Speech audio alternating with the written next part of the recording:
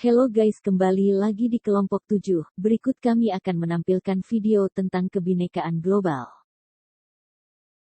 Baiklah teman-teman semuanya, sebelum kami menampilkan video kami, ada baiknya kami memperkenalkan anggota kami terlebih dahulu. Yang pertama ada Dea Retno Wulandari, yang kedua ada Raisyah Auliana Nabila Lubis, yang ketiga ada Foibe Dahlianti Pasaribu, yang keempat ada Septi Ramadhani Sinaga, dan yang terakhir ada Taufik Hidayat Gultom.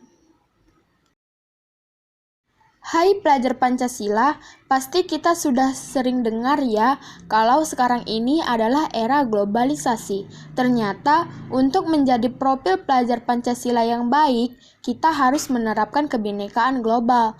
Terus maksudnya apa sih ya? Profil pelajar yang peka terhadap kebinekaan global adalah pelajar yang tetap mempertahankan budaya luhur, lokalitas, dan identitas bangsanya, tetapi tidak menutup diri untuk menerima informasi atau budaya lain. Lalu, apa yang dimaksud dengan kebinekaan global? Kebinekaan global adalah perasaan menghormati keberagaman dan toleransi terhadap perbedaan, yang artinya bisa menerima perbedaan tanpa rasa judgement, tanpa menghakimi, dan tidak merasa dirinya atau kelompoknya dia lebih baik dari kelompok lain.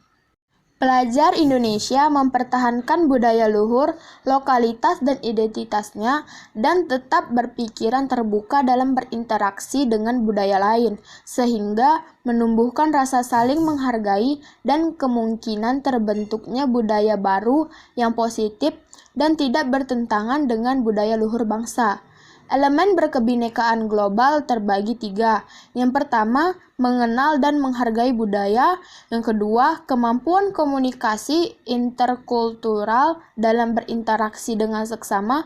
Dan yang terakhir, refleksi dan tanggung jawab terhadap pengalaman kebinekaan.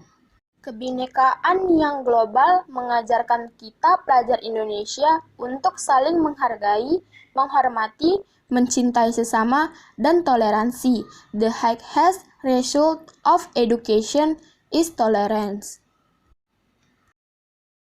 Selanjutnya, kebinekaan terbagi atas 5 macam. Yang pertama, kebinekaan mata pencarian. Kebinekaan mata pencarian adalah kondisi alam kepulauan Indonesia berbeda-beda, sehingga masyarakat harus menyesuaikan cara hidupnya dengan alam yang ada di sekitarnya. Yang artinya, setiap tempat di Indonesia memiliki beragam pekerjaan. Hal ini sangat ditentukan oleh faktor geografisnya. Contohnya, di daratan rendah banyak bekerja sebagai petani, dan di lautan banyak yang bekerja sebagai nelayan. Kebinekaan suku bangsa. Indonesia merupakan negara kepulauan yang dipisahkan oleh perairan. Pulau-pulau terisolasi dan tidak saling berhubungan. Akibatnya, setiap pulau atau wilayah memiliki keunikan tersendiri, baik dari segi budaya, adat istiadat, kesenian maupun bahasa. Adapun kebinekaan tersebut menjadikan Indonesia sangat kaya. Walaupun berbeda, tetapi tetap menjunjung tinggi persatuan dan kesatuan, terbukti dengan menempatkan bahasa Indonesia menjadi bahasa resmi dan persatuan. Kebinekaan agama. Masuknya kaum pendatang bisa berniat untuk berdagang maupun menjajah, membawa misi penyebaran agama yang mengakibatkan kebinekaan agama di Indonesia.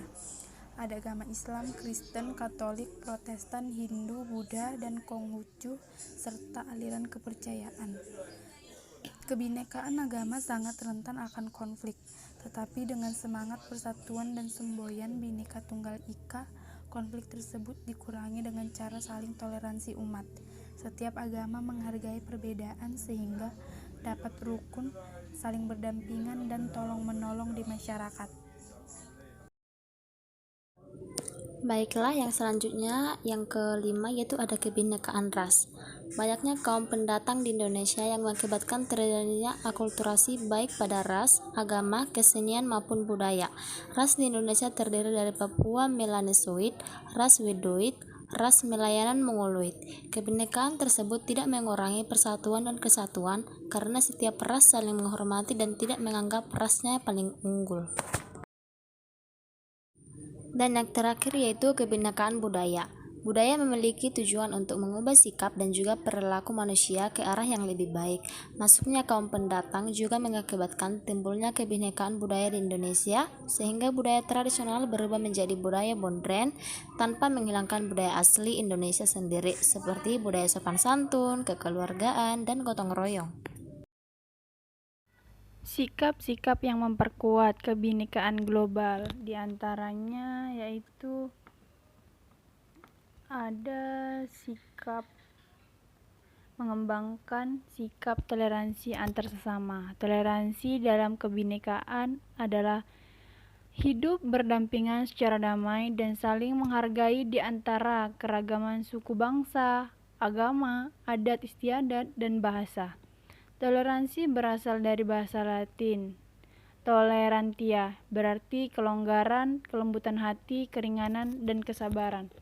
Secara umum, istilah toleransi mengacu pada sikap terbuka, lapang dada, sukarela, dan kelembutan. Yang kedua, musyawarah untuk mufakat.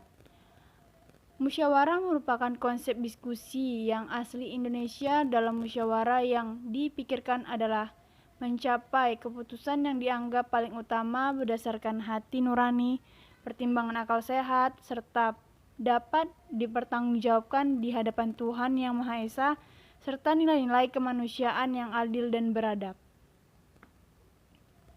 Yang ketiga, mengamalkan nilai-nilai Pancasila dalam kehidupan sehari-hari. Nilai-nilai Pancasila telah ada dan berasal dari adat istiadat budaya dan nilai-nilai religi yang berkembang dari bangsa Indonesia sejak dulu. Pancasila telah melalui proses yang lama sepanjang sejarah bangsa Indonesia.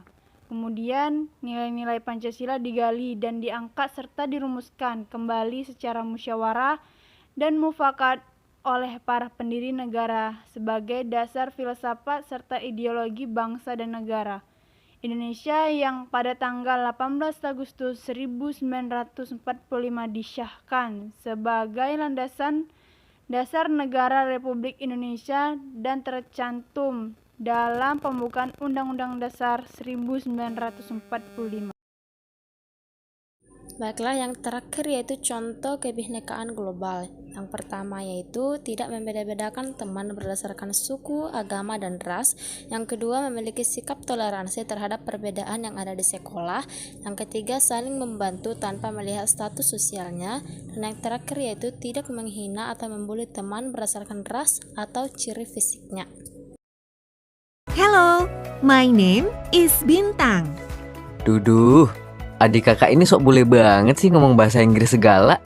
Ini namanya adik menghargai budaya lain, Kak. Nanti kalau aku nggak ngerti bahasa Inggris dan ada orang asing yang nanya ke adik gimana? Malu dong kalau harus buka kamus dulu.